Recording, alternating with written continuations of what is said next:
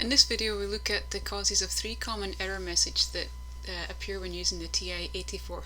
The causes are first using subtract instead of negative, or maybe your plots are turned on, and the third one is when you mix up the max and the min and the window.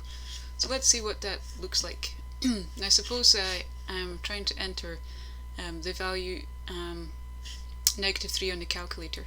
It's important to know that this value here is for entering the value -3.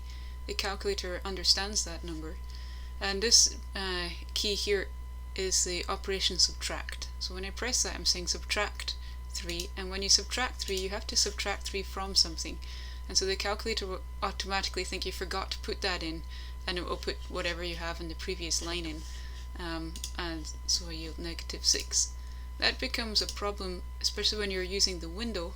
So here I've entered -8. If I'd by mistake written subtract 8 instead of -8, the calculator couldn't understand that because it doesn't know what I'm subtracting 8 from. If I typed in 0 subtract 8, I'd get it right.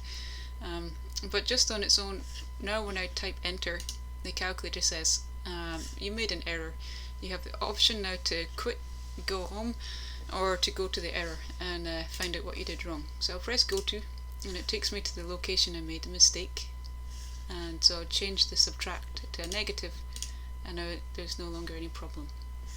That's the first kind of problem that occurs when using the calculator. Another problem that often occurs is, suppose that I'm trying to draw the graph of a parabola. I've set up my window correctly.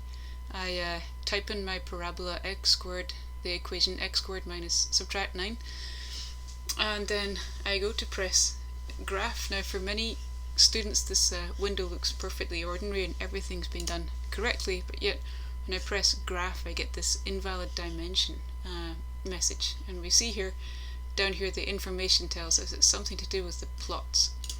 So returning to the y equals screen, I see that the plot number 1 is turned on. What that means is that the calculator is trying to draw a statistical plot using information in the lists.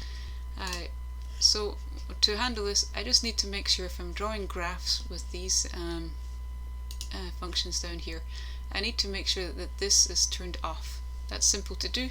We use the cursor here to go and highlight it, press enter, and it will change it appearing as it was white writing on black, and now it's black writing on white. So these are now all turned off. Now I can go ahead and press graph, and the calculator will draw the graph without problem.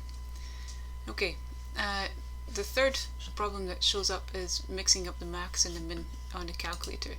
This is easy to do on the window, where you might say I'm going from 8 to -8, and so we type in 8 first, and then we type in -8 second, and you see I've said the minimum was +8 and the maximum was -8. When I try to draw the graph here, it tells me to check the values in the windows, and it actually explains what I've done incorrectly. And that's the third thing which is commonly seen when people are trying to draw graphs and end up with an error message instead of a graph.